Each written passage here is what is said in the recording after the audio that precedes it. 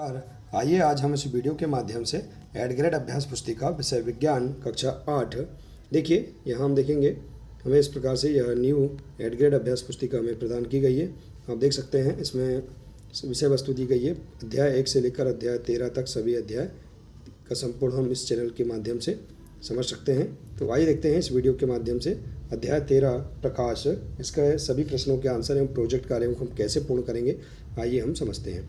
देखिए, यदि आप इसी प्रकार से इसके आगे के अन्य सभी अध्याय और अन्य विषय के संपूर्ण हल आप समझना चाहते हैं तो आप हमारे इस चैनल से जुड़े रहिए और इस चैनल को सब्सक्राइब अवश्य कर लें, साथ ही बेल आइकन को प्रेस जरूर कर लें ताकि आने वाले नए वीडियो सबसे पहले आप तक पहुँचते रहेंगे। तो आइए देखते हैं अध्याय 13 प्रकाश। देखिए, इसमें पाठ के पूर्व की तैयारी दी गई है, आप इसका अध्ययन कर सकते हैं, इसे पढ़ सकते हैं।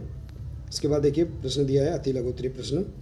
प्रश्न पहला है, नीचे दिए गए शब्दों का चयन कर रिक्त स्थानों की पूर्ति कीजिए। देखिए इसमें दिया है, पहला है, यदि आपतन कोण का मान 45 अंश है तो परावर्तन कोण का मान क्या होगा, 45 अंश ही होगा। दूसरा है, परावर्तित किरण तथा अभिलंब के बीच के कोण को परावर्तन कोण कहते हैं। तीसरा है, आपतित किरण आपतन बिंदु पर अभिलंब तथा परावर्तित किरण ये सभी एक ही तल में होते हैं। और चौथा है, चाक्षुष विकृति युक्त व्यक्तियों की सहायता के लिए सर्वाधिक लोकप्रिय साधन है ब्रेल लिपि। परितारिका मानव नेत्र का वह भाग है जो इसका विशिष्ट रंग प्रदान करता है। तो इस प्रकार से हम यहाँ पर इसके सभी आंसर इस प्रकार से कर सकते हैं। इसके बाद देखिए अगला है प्रश्न दूसरा, सही विकल्प के आगे राइट का निशान लगाइए। पहला है, दर्पण द्वारा बने प्रतिबिंब में वस्तु का बायां भाग दाईं ओर तथा दायां भाग बाईं ओर दिखाई पड़ता है। इस परिघटना को क्या कहते हैं, पार्श्व परिवर्तन कहते हैं। यहाँ आप चित्र देख रहे हैं, देखिए इसमें दूसरे में उपरोक्त में से कौन सा चित्र कथन की पुष्टि करता है। आपतन कोण सदैव परावर्तन कोण के बराबर होता है, तो चित्र द नंबर इस कथन की पुष्टि करता है। तीसरा, किसी कोण पर झुके दो दर्पण कितने प्रतिबिंब बना सकते हैं, तो अनेक प्रतिबिंब बना सकते हैं। इसके बाद देखिए अगला है, सामान्य नेत्र द्वारा पढ़ने के लिए सर्वाधिक सुविधाजनक दूरी लगभग होती है 25 सेंटीमीटर। ब्रेल लिपि में बिंदुकित पैटर्न अथवा छाप होते हैं 63। इसके बाद देखिए अगला है अति लघु उत्तरीय प्रश्न। प्रश्न पहला, परावर्तन के नियम लिखिए। पहला है, परावर्तन की घटना के दौरान आपतन कोण तथा परावर्तन कोण का मान बराबर रहता है।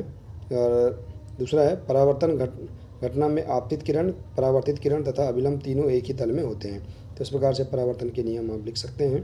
दूसरा है,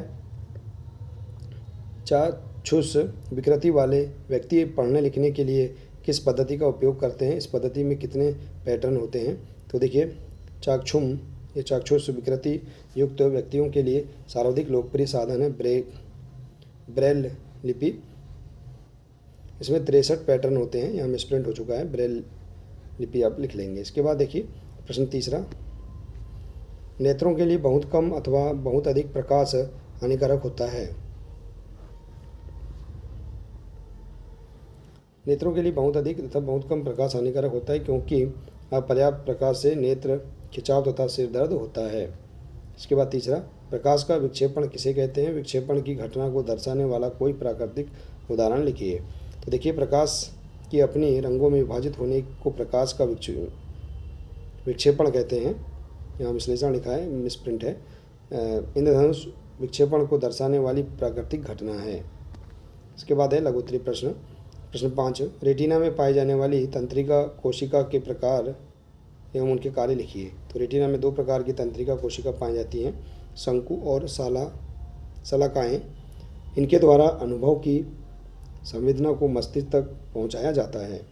इसके बाद है प्रश्न 6वां, मनुष्य में होने वाले दृष्टि दोषों से आप क्या समझते हैं, इन दोषों का निवारण किस प्रकार किया जाता है। तो देखिए, कुछ मनुष्य पास रखी वस्तुओं को स्पष्ट रूप से देख सकते हैं परंतु दूर की वस्तुओं को स्पष्ट नहीं देख पाते, इसे निकट दृष्टि दोष कहते हैं। इसके विपरीत कुछ मनुष्य निकट रखी वस्तुओं को सुस्पष्ट नहीं देख पाते परंतु दूर की वस्तुओं को देख सकते हैं, इसे दूरदृष्टि दोष कहते हैं। संशोधक लेंसों के उपयोग द्वारा नेत्र के इन दृष्टि दोषों का समाधान किया जा सकता है। इसके बाद है, कभी कभी विशेष रूप से वृद्धावस्था में नेत्र दृष्टि धुंधली हो जाती है। यह नेत्र लेंस के धुंधला हो जाने के कारण होता है। ऐसा होने पर यह कहा जाता है कि नेत्र में मोतियाबिंद विकसित हो रहा है। इसके कारण दृष्टि कमजोर हो जाती है।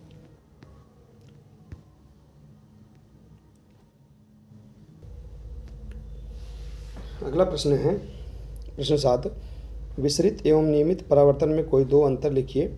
क्या विसरित परावर्तन में परावर्तन के नियमों का पालन होता है? तो देखिए, नियमित परावर्तन दर्पण जैसे चिकने पृष्ठ से होने वाले परावर्तन को नियमित परावर्तन कहते हैं। विसरित परावर्तन जब सभी समांतर किरणें किसी समतल पृष्ठ से परावर्तित होने के पश्चात समांतर नहीं होती तो ऐसे परावर्तन को विसरित परावर्तन कहते हैं। विसरित परावर्तन का अर्थ यह नहीं है कि परावर्तन के नियम विफल हो गए हैं। विसरित परावर्तन में भी परावर्तन के नियमों का सफलतापूर्वक पालन होता है। प्रकाश का विसरण गत्ते जैसे विषम पारदर्शी पृष्ठ पर अनियमितताओं के कारण होता है। प्रश्न 8, आपतित किरण, परावर्तित किरण तथा आपतन बिंदु पर अभिलंब एक ही तल में स्थित होते हैं। परावर्तन के इस नियम को दर्शाता हुआ एक किरण आरेख खींचिए। तो इस प्रकार से हम एक किरण आरेख खींच सकते हैं। इसके बाद देखिए दीर्घोत्तरी प्रश्न, मानव नेत्र का नामांकित चित्र बनाइए तथा इसके विभिन्न भागों के कार्य भी लिखिए। तो देखिए, हमारे नेत्र की आकृति लगभग गोलाकार है। नेत्र का बाहरी आवरण सफ़ेद होता है। यह कठोर होता है ताकि यह नेत्र के आंतरिक भागों की दुर्घटना से बचाव कर सके। इस प्रकार से देखिए आप मानव नेत्र का नामांकित चित्र बना सकते हैं इस प्रकार से।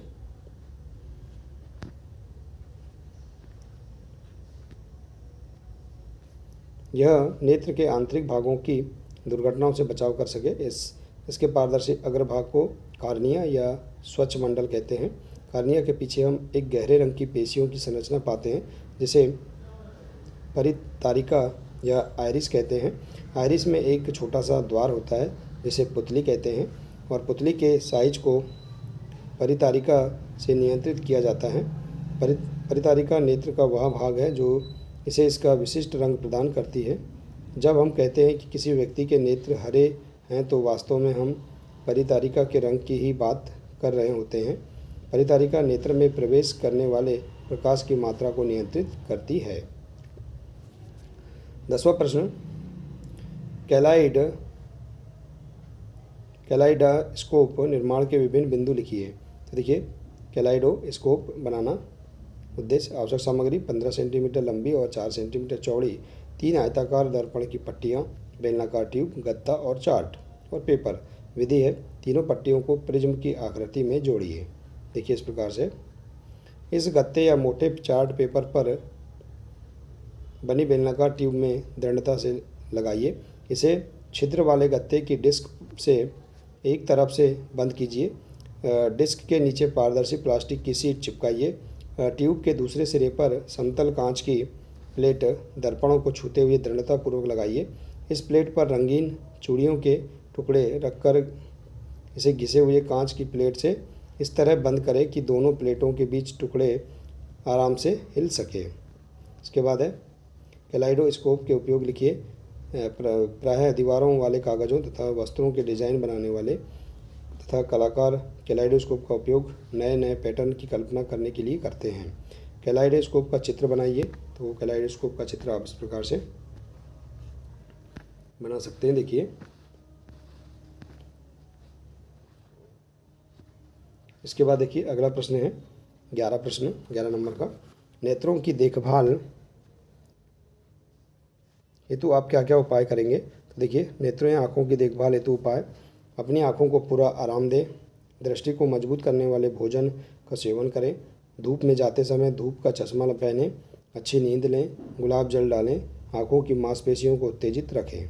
इसके बाद है प्रोजेक्ट 1, अपने आस पड़ोस के 5 बच्चों का सर्वेक्षण कीजिए तथा ज्ञात कीजिए कि 12 वर्ष से कम आयु के कितने बच्चे किसी दृष्टि दोष से ग्रसित हैं। तो बच्चे के नाम आप इस प्रकार से लिख सकते हैं, उनकी आयु लिख देंगे जो 12 वर्ष से कम है, और दृष्टि दोष निकट या दूर दृष्टि दोष। अन्य दोष कोई दोष नहीं। तो देखिए जैसे इस प्रकार से हम इस चार्ट को बना सकते हैं। जैसे कि करण, इसकी आयु 10 वर्ष है, इसे निकट दृष्टि दोष है, अन्य दोष नहीं है। अजय इस प्रकार से 11 वर्ष, दूर दृष्टि दोष है। तो इस प्रकार से हम यहाँ पर उसके दोष लिख सकते हैं, दृष्टि दोष लिख सकते हैं। इसके बाद है देखिए किस विटामिन की कमी से दृष्टि दोष हो सकता है। तो विटामिन ए की कमी से दृष्टि दोष हो सकता है। इसके बाद है आँखों को स्वस्थ बनाए रखने के लिए हमारा आहार किस प्रकार का होना चाहिए। तो आँखों को स्वस्थ बनाए रखने के लिए उत्तम आहार है पत्तेदार सब्जियां, खट्टेदार फल एवं फ्रूट, नट्स, अंडे का सेवन, बीन्स, अखरोट, सूरजमुखी के बीज। इसके बाद देखिए अगला, आँखों की सुरक्षा के लिए क्या क्या सावधानियां रखनी चाहिए। तो देखिए सावधानियां हैं, पहला, दिन में 2-3 बार आँख को साफ पानी से धोएं। तेज़ धूप में धूप के चश्मे का इस्तेमाल करें। हरी सब्जी, सीजन का फल एवं दूध का सेवन करना। पढ़ते समय कमरे में प्रकाश उचित मात्रा में हो। इसके बाद है प्रोजेक्ट 2, सूर्य के प्रकाश को श्वेत प्रकाश के रूप में जाना जाता है। सूर्य के प्रकाश में अनेक रंग होते हैं। यह दर्शाने के लिए कोई क्रियाकलाप करिए तथा किए गए क्रियाकलाप को अपने शब्दों में चित्र का प्रदर्शन करते हुए लिखिए। तो देखिए जब सूर्य का प्रकाश किसी प्रिज्म से गुजरता है तो वह अपने अवयवी रंगों में विभक्त हो जाता है और इस घटना को प्रकाश का वर्ण विक्षेपण कहते हैं। सूर्य का प्रकाश 7 रंगों का मिश्रण होता है। आप इसका चित्र भी बना सकते हैं देखिए इस प्रकार से। तो देखिए इस प्रकार से हम यहाँ पर इस पाठ के सभी प्रश्नों के आंसर एवं प्रोजेक्ट कार्यों को आसानी से पूर्ण कर सकते हैं। तो आशा है कि आपको इस अध्याय के सभी प्रश्नों के आंसर एवं प्रोजेक्ट कार्यों का संपूर्ण हल समझ में आ गया होगा। देखिए यदि आप इसी प्रकार से इसके आगे के अन्य सभी विषयों का संपूर्ण हल आप समझना चाहते हैं तो आप हमारे इस चैनल से जुड़े रहिए और इस चैनल को सब्सक्राइब अवश्य कर लें। मिलते हैं इसी प्रकार से इसके आगे के अगले नए वीडियो के साथ। नमस्कार।